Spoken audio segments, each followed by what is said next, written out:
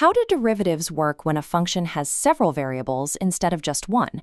Can a tangent line become a tangent plane? And can one derivative become an entire matrix? Today, we begin the fascinating world of multivariable differentiation from Rudin's Principles of Mathematical Analysis. This shift occurs in Chapter 9, where the text moves from single-variable calculus to the study of functions operating in multidimensional space. In a single-variable system, the derivative is a scalar value defining the slope of this tangent line. On a 3D surface, however, there are infinite directions to move from a point. A single numerical slope cannot capture the function's entire local behavior. Differentiation in higher dimensions requires a linear approximation that accounts for every variable simultaneously. Understanding complex geometry or training machine learning models requires us to build a new mathematical architecture that describes how these variables interact at every point. Consider this function, x times y divided by x squared plus y squared. If we calculate the rate of change strictly along the x-axis, we find a smooth, flat tangent line at the origin. Performing the same calculation along the y-axis produces an identical result, a valid, zero-slope partial derivative. It is tempting to assume that if these two primary rates of change are smooth, the entire surface must also be smooth and possess a well-defined tangent plane. However, looking between the axes reveals a different story. If we approach the origin diagonally, we find a severe crease in the surface. This specific geometry proves the function is discontinuous at the origin, despite the fact that its partial derivatives exist and are well-behaved. Partial derivatives are effectively blind to the behavior of the surface in any direction whatsoever other than the primary axes, which means they cannot serve as a complete measure of differentiability. On page 211, Rudin introduces a definition by evaluating the function's change in every direction simultaneously. This first part of the numerator represents the true change in the function as we move a small distance h away from a point. We then subtract the term a times h.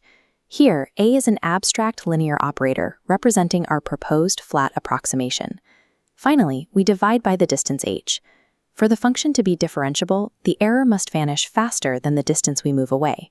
If this limit holds, we define the operator a as the total derivative.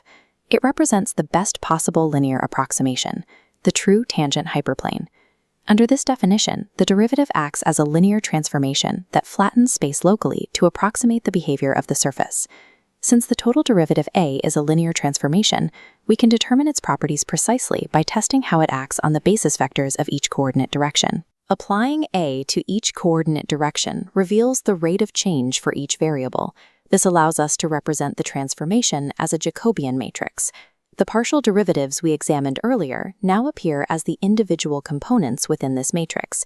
The arrangement of these components is dictated by the geometry of the surface, with each entry tracking how one output changes with respect to one input.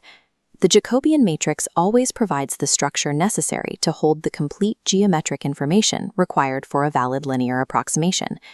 To safely use these matrices, we need a rigorous check to ensure the partial derivatives accurately reflect the function's continuity. In Theorem 1, Rudin shows that total differentiability serves as a powerful guarantee. Any function that possesses a total derivative must be continuous. If the error between a curve and its flat approximation vanishes in the limit, the function cannot contain jumps or tears. Theorem 2 provides the practical condition. If the partial derivatives exist and are continuous in a neighborhood, then the function is totally differentiable. As we saw in the pathological example from earlier, the partial derivatives existed but were not continuous near the origin. This theorem highlights why continuity of the partials is the necessary check for local smoothness. These theorems act as the mathematical guardrails, ensuring our calculations correspond to continuous, predictable geometry. The Jacobian matrix serves as the underlying engine for analyzing systems with many interacting parts. In machine learning, gradients, which are a specific form of the Jacobian, calculate exactly how to adjust weights across millions of variables to find optimal solutions. This framework is equally necessary in engineering for mapping fluid vector fields and in economics for determining saddle points in complex markets. Rudin's abstraction provides the necessary mathematical language for calculating rates of change in any system where multiple variables must be optimized simultaneously. To summarize, first, Partial derivatives only measure change along coordinate axes and cannot prove differentiability on their own. Second, total differentiability is a much stronger requirement that guarantees local linearity and a valid tangent hyperplane.